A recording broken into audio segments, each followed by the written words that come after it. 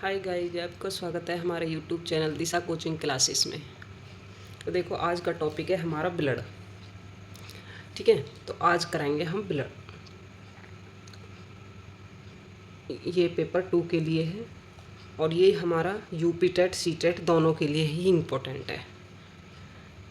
तो यहाँ से एग्ज़ाम में हमेशा क्वेश्चन पूछा जाता है। ब्लड आपका इतना इम्पोर्टेंट टॉपिक है। ठीक है, तो देखो ब्लड क्या है। तो हमने पिछली क्लास में टिश्यू कराए थे, एनिमल टिश्यू, प्लांट टिश्यू। ठीक है, तो प्लांट टिश्यू, एनिमल टिश्यू में मैंने कराया था कि ब्लड क्या है, हमारा एक कनेक्टिव टिश्यू है, यानी संयोजी ऊतक है। तो ब्लड क्या है, ब्लड हमारा कनेक्टिव टिश्यू है, यानी संयोजी ऊतक है। ठीक है, अब ब्लड की बात करें तो अगर ब्लड के अध्ययन की बात करें तो ब्लड के अध्ययन को बोलते हैं हीमेटोलॉजी कहते हैं, या फिर सेरोलॉजी। हेमेटोलॉजी या फिर सेरोलॉजी कहते हैं ब्लड के अध्ययन को। ये चीज़ क्लियर है। अगर इसके नेचर की बात करें तो इसका नेचर होता है कोलाइडी। जैसे हम बात करते हैं ना दूध की, दूध कोलाइडी होता है, ऐसे ही ब्लड का नेचर भी क्या होता है, कोलाइडी होता है। और ये एडल्ट में होता है 5 लीटर, 5 लीटर होता है। और वैसे अगर इसकी मेल और फीमेल में अलग अलग क्वांटिटी देखी जाए तो मेल में होता है ये 5.5 लीटर और फीमेल में होता है 5 लीटर। फीमेल में 5 लीटर होता है। ठीक है, और इसके पीएच लेवल की बात करें तो पीएच लेवल 7.35 से 7.45, यानी हल्का क्षारीय होता है, हल्का क्षारीय होता है इसका पीएच लेवल। ठीक है, तो ये बात समझ में आई ब्लड की। ब्लड का नेचर, ब्लड एडल्ट में कितना होता है, ठीक है, मेल फीमेल में कितना होता है, इसका पीएच लेवल सब होता है। ठीक, अब बात करें कि इसके जो रक्त परिचरण की खोज जो की थी वो विलियम हार्वे ने की थी। ये इसका इम्पोर्टेंट क्वेश्चन है यहाँ से, विलियम हार्वे ने की थी। अब देखो, अगर हीमोग्लोबिन की बात करें, हीमोग्लोबिन जो होता है वो मेल में होता है 14 ग्राम पर डेसीलीटर होता है। ठीक, और फीमेल में होता है 13 ग्राम हीमोग्लोबिन। इतना होना ही चाहिए, मतलब एक नॉर्मल पर्सन में।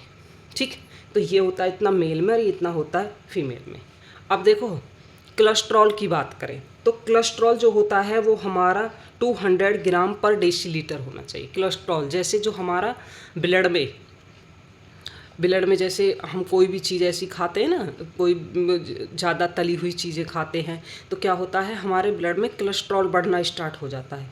तो ये बस 200 ग्राम पर डेसीलीटर ही होना चाहिए। इससे ज़्यादा होने पर क्या हो जाता है, हमें अनेक बीमारियां होती हैं। क्या, सबसे मेन जो बीमारी है हमारी हार्ट अटैक। तो ये भी कोलेस्ट्रॉल ज़्यादा बढ़ने के कारण ही होता है। ठीक, तो ये हो गया। अब देखो, ये हो गए ब्लड के ऊपर पॉइंट से। अब अगर हम ब्लड के कार्यों की बात करें तो ब्लड के कार्य देखो, सबसे पहला काम है ब्लड का कि ये हमारे बॉडी के टेम्परेचर को नियंत्रण रखता है, बॉडी के टेम्परेचर को कंट्रोल करता है, मेंटेन बना के रखता है। और जो हम पोषक तत्वों का परिवहन, जो भी हम पोषक तत्व, जो भी हम न्यूट्रिएंट लेते हैं, ठीक है, उनको ट्रांसपोर्ट करता है बॉडी में के हर पार्ट को, हर सेल्स को। नंबर 3, गैसों का ट्रांसपोर्ट करने का काम भी ब्लड का ही होता है। हमारे ब्लड में जो ऑक्सीजन और कार्बन डाइऑक्साइड होती है उसका ट्रांसपोर्ट करने का काम भी ब्लड का ही होता है। हार्मोन और जो भी एंजाइम होता है उनका ट्रांसपोर्ट भी कौन करता है, ब्लड करता है। ठीक, उत्सर्जी पदार्थों का ट्रांसपोर्ट भी ब्लड करता है। पीएच व जल संतुलन में हेल्प करता है। मैंने बताया था पीएच लेवल और जल, बॉडी के जल संतुलन को बनाए रखने का काम भी किसका होता है, ब्लड का होता है। तो ये आगे ब्लड के पॉइंट। और एक मैंने बात बताऊँ कि जो ब्लड होता है, जैसे ब्लड में हमारे में आरबीसी, डब्ल्यूबीसी, प्लेटलेट, ठीक है, ये चीज़ें होती हैं।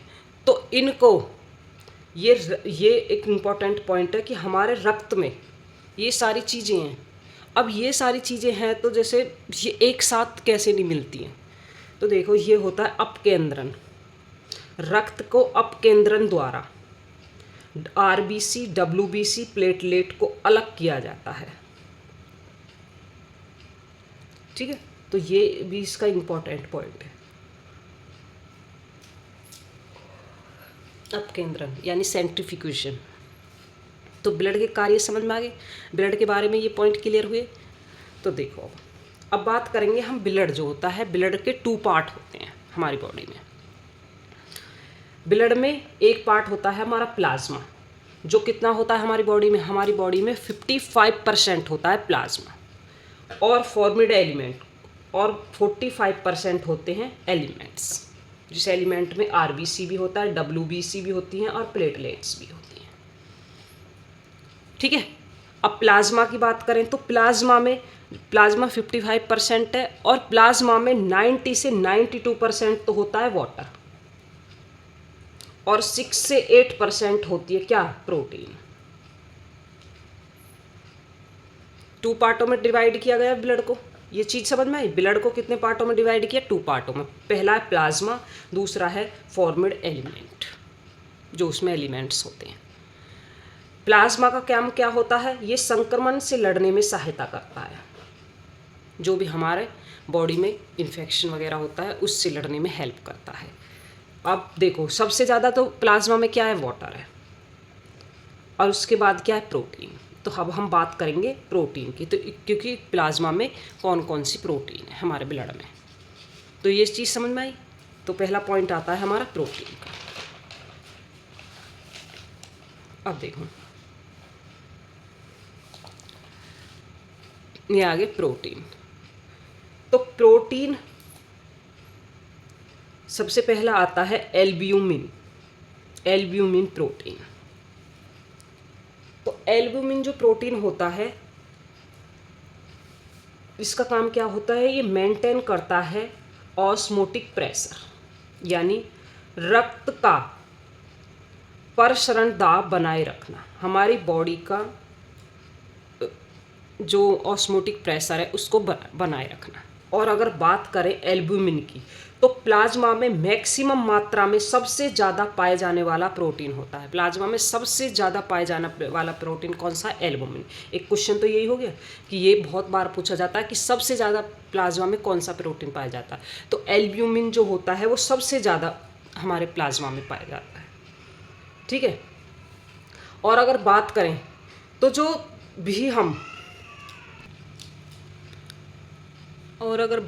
हम एल्ब्यूमिन प्रोटीन की, तो एक इसका काम होता है कि जो भी लिक्विड पार्ट होता है, लिक्विड पार्ट होता है यानी उसको नसों से बाहर रिसने से रोकता है।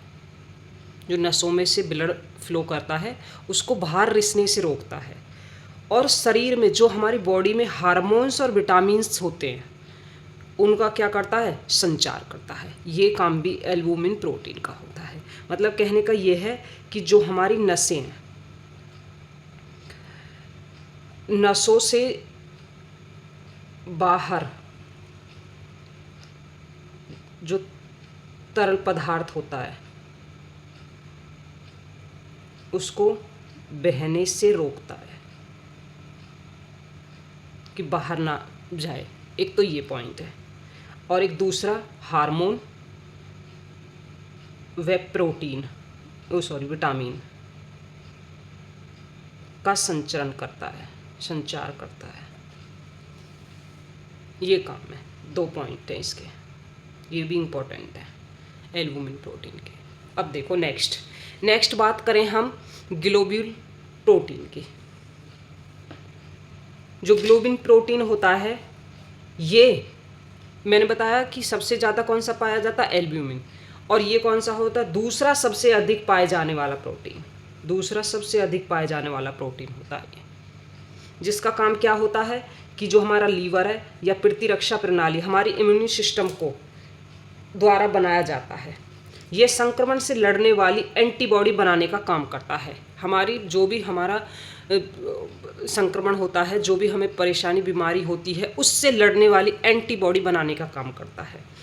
अल्फा प्लाज्मा मतलब ये है कि अगर हम क्रम से देखें तो दूसरा सबसे अधिक पाए जाने वाला प्रोटीन होता है। ठीक है। नंबर 3 होता है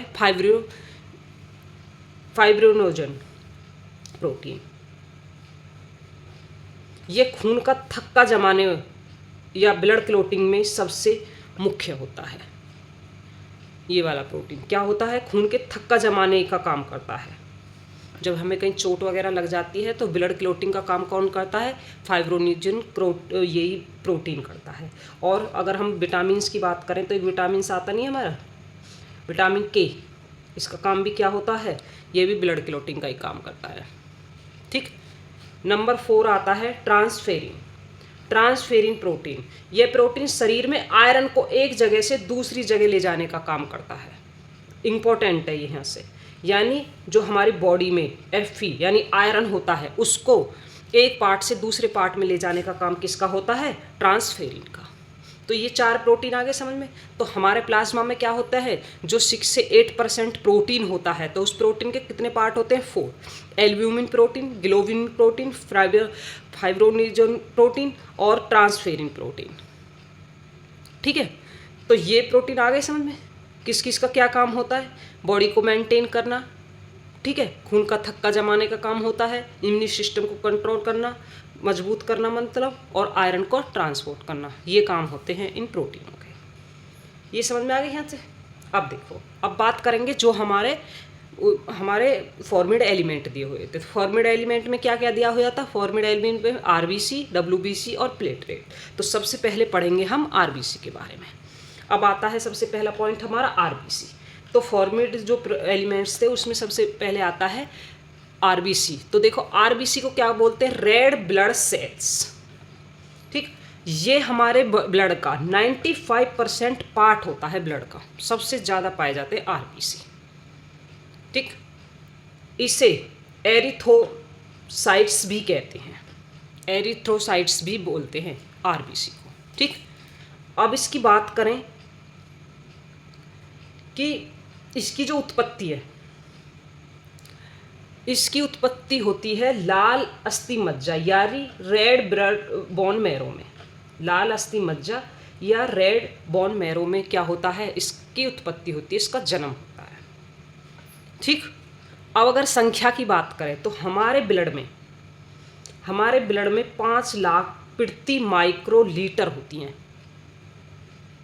इनकी जो संख्या होती है। मतलब बात करें कि एक माइक्रोलीटर में 5 लाख होती है इनकी संख्या। मैंने बोला ना 95% होती है ब्लड में, इतनी पाई जाती हैं। अब देखो बात करें इनकी शेप की, तो इनकी जो शेप होती है वो द्विअवतल या चक्राकार या फिर मतलब गोल आकार की होती है। इस ऐसी गोल आकार की होती है और अंदर की तरफ थोड़ी सी दबी हुई चपटी सी होती है। ठीक। इसकी जो शेप होती है। अब इसकी एज की बात करें तो इसका जो लाइफ टाइम होता है वो होता है 120 दिन होता है। अब देखो इसमें न्यूक्लियस एब्सेंट होता है और लाइसोसोम्स भी एब्सेंट होता है। अब देखना, अगर हम बात कर रहे हैं न्यूक्लियस की कि न्यूक्लियस इसमें एब्सेंट है। अब RBC में मतलब न्यूक्लियस नहीं है, तो जब न्यूक्लियस नहीं है तो इसमें DNA RNA भी नहीं बनेगा। DNA RNA का पता चलेगा जब न्यूक्लियस नहीं है। ठीक।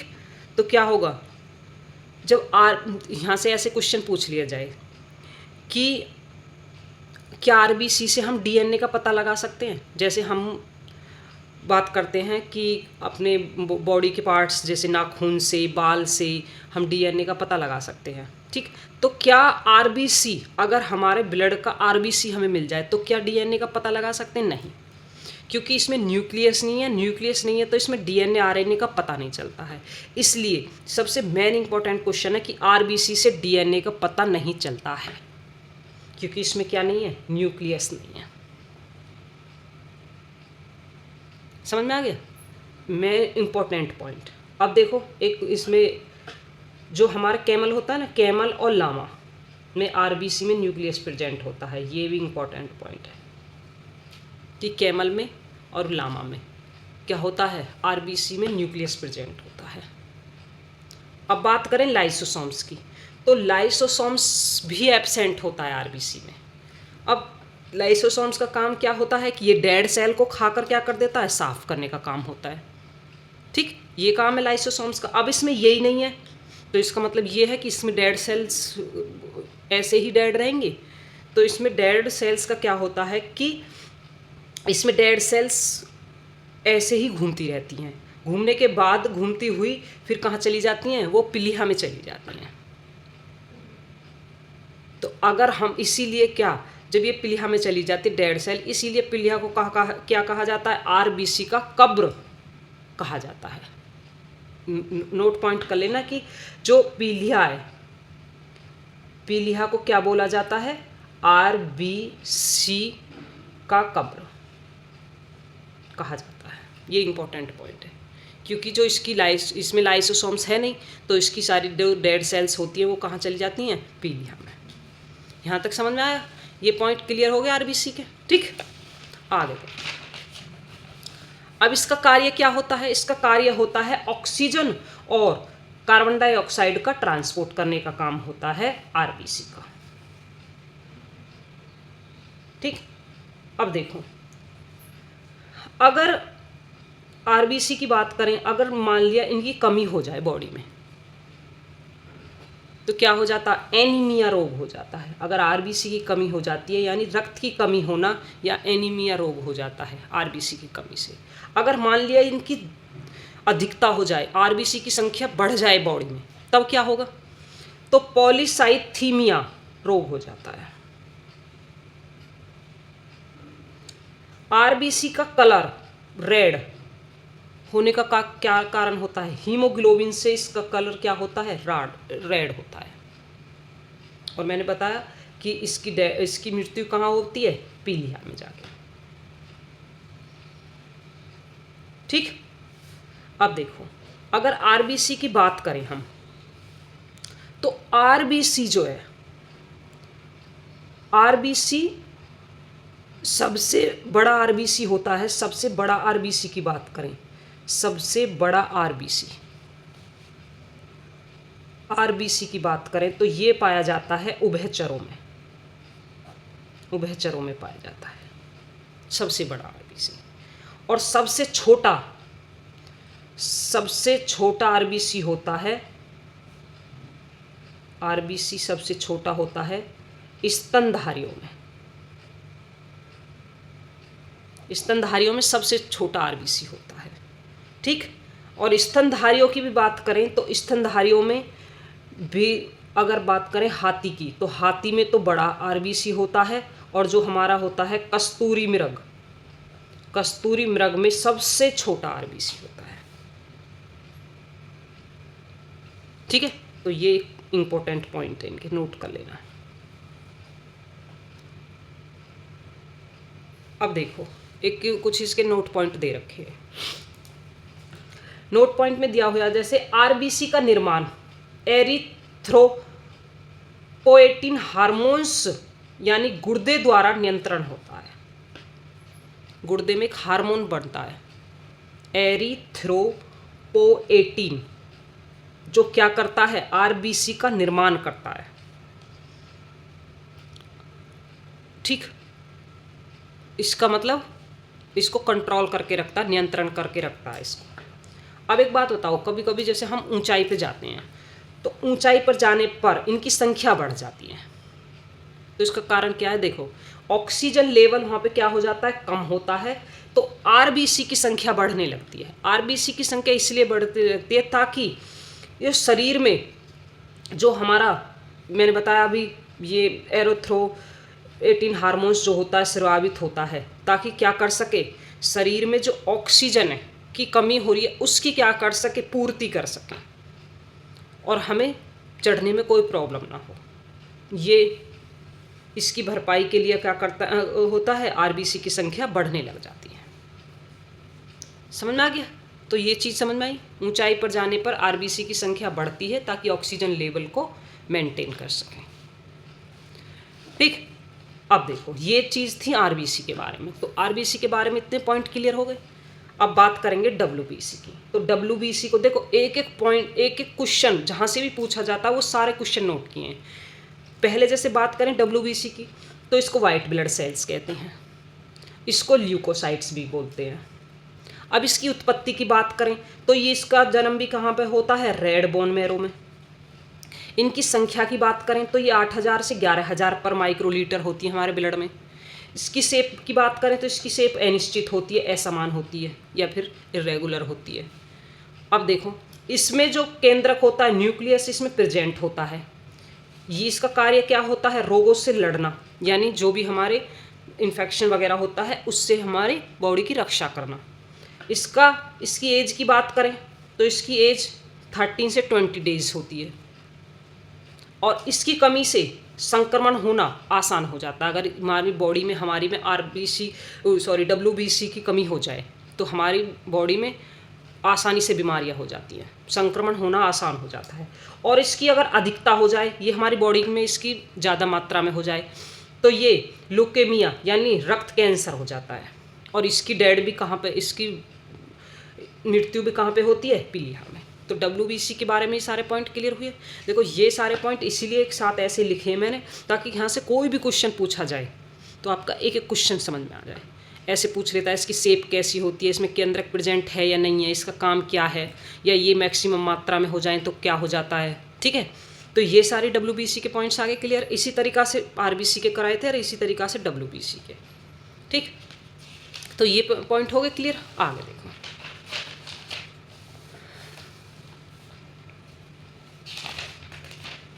अब देखो ये चीज़ हो गई। अब बात करें WBC के टाइप की, टाइप्स ऑफ WBC। तो WBC के टाइप्स इंपॉर्टेंट है। अब देखो, ग्रेनुक्लोसाइट्स, इसको 3 पार्टों में डिवाइड किया गया है, एक न्यूट्रोफिल, एक एक्जिनोफिल्स और एक बेसियोफिल्स। ठीक, और अगर एग्लियोसाइट्स की बात करें हम तो इसको लिम्फोसाइट्स और मोनोसाइट्स में डिवाइड किया गया है। ठीक है, अब न्यूट्रोफिल्स को फैगियोसाइटोसिस, जो कि काम क्या करता है, बैक्टीरिया को निगलने का काम करता है न्यूट्रोफिल्स में। अब यहाँ से देखना, अब हम अभी ये तो हमने टाइप बताए इनके। अब ये होता है लिम्फोसाइट्स। लिम्फोसाइट्स का काम क्या होता है, ये बॉडी में एंटीबॉडी बनाता है।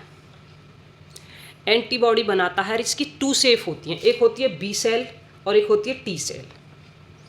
B सेल्स का काम होता है एंटीबॉडी बनाना, और T सेल का काम होता है हमारे संक्रमित कोशिकाओं को नष्ट करना।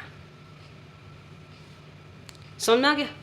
तो ये काम तो हो गया लिम्फोसाइट्स का। अब आता है मोनोसाइट्स। तो मोनोसाइट जो है सबसे बड़ी होती है, मतलब मोनोसाइट्स जो है सबसे बड़ी कोशिका है, जो कि क्या काम करती है, यह डेड व क्षतिग्रस्त कोशिकाओं को साफ करने का काम करती है। जो भी हमारी डेड सेल्स होती है, मतलब जो ल्यूकोसाइट्स का काम होता है, लाइसोसोम्स का काम होता है, वही क्या काम करती है, ये मोनोसाइट्स करती है। अब देखो, इओसोनोफिल्स जो होती है, ये रक्त का थक्का जमाने में मदद करती है और हमारी एलर्जी प्रतिक्रियाओं को नियंत्रण करने का काम करती है। समझना है? बेसियोफिल्स, ये सबसे कम पाई जाती है, 0 से 5% से 1% मतलब इसकी संख्या होती है। ये सबसे कम मात्रा में पाई जाने वाली WBC होती है। तो ये WBC के पॉइंट वो इतने इंपॉर्टेंट नहीं है, 4 पॉइंट, लिम्फोसाइट्स, मोनोसाइट, इओसोनोफिल्स और बेसियोफिल्स, ये 4 इंपॉर्टेंट है। ठीक, अब बात करेंगे हम प्लेटलेट्स की। तो देखो, प्लेटलेट्स को हम थ्रोम्बोसाइट्स भी बोलते हैं। अब इसके पॉइंट भी बिल्कुल इसी तरीक़ा से हैं। इसकी उत्पत्ति कहाँ होती है, वही रेड बोन मैरो में।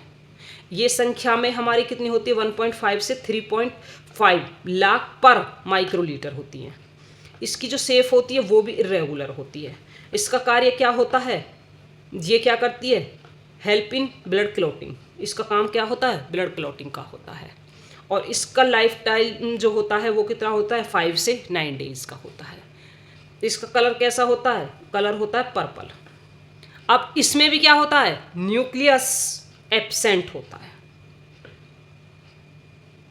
और इसकी कमी से क्या हो जाता है, रक्त का थक्का देर से जमता है। अगर इसकी कमी हो जाए और इससे प्लेटलेट जब डाउन होती है तो कौन सा वो होता था, क्या हो जाता था, प्लेटलेट डाउन हो जाती है तो ज़्यादा कौन सी बीमारी होती है, डेंगू होता था। डेंगू होता है उसी में तो क्या होती है, हमारी प्लेटलेट डाउन होती हैं सबसे ज़्यादा। ठीक है, ये चीज़ आगे क्लियर।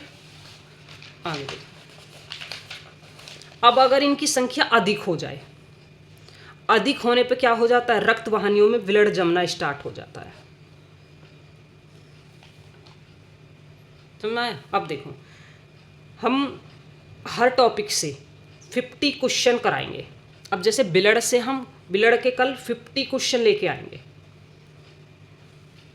ठीक, 50 क्वेश्चन लाएंगे ब्लड से, और ये हमारी 1000 क्वेश्चन की सीरीज होगी